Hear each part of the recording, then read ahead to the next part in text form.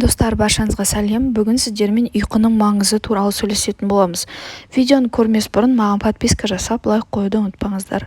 Күш қалпына келу үшін заманауи адамға күнделікті 8 сағаттық ұйқы қажет.